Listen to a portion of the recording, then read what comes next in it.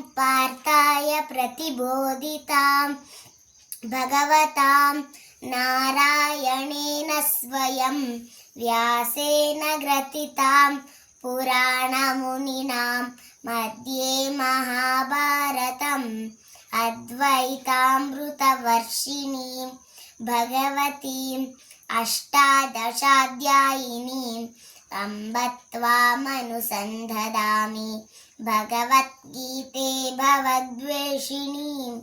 नमोऽस्तु ते व्यासविशालबुद्धे फुल्लारविन्दायतपत्रनेत्र येन त्वया भारततैलपूर्णः प्रज्वालितो ज्ञानमयप्रदीपः प्रपन्नपारिजाताय स्तोत्रवेत्रैकपाणये ज्ञानमुद्राय कृष्णाय गीतामृतदुहे नमः।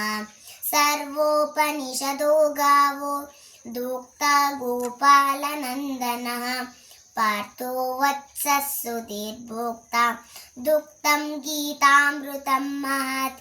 वसुदेवसुतं देवं कंसचाणूरमर्दनं देवकी परमानन्दं कृष्णं वन्दे जगद्गुरुं।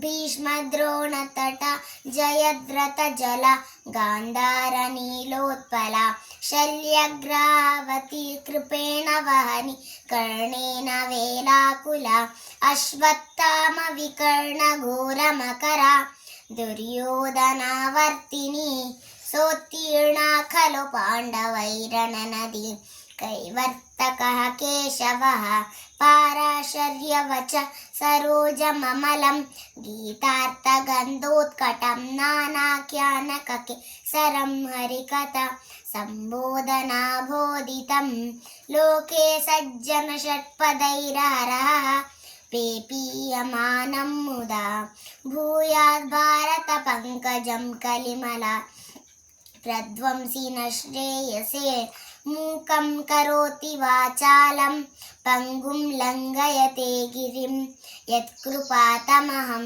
वन्दे परमानन्दमाधवम्।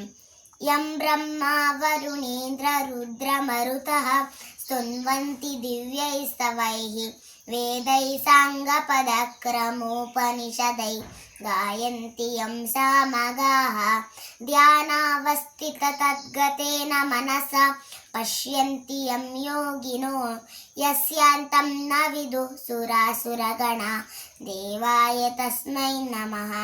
Thank you.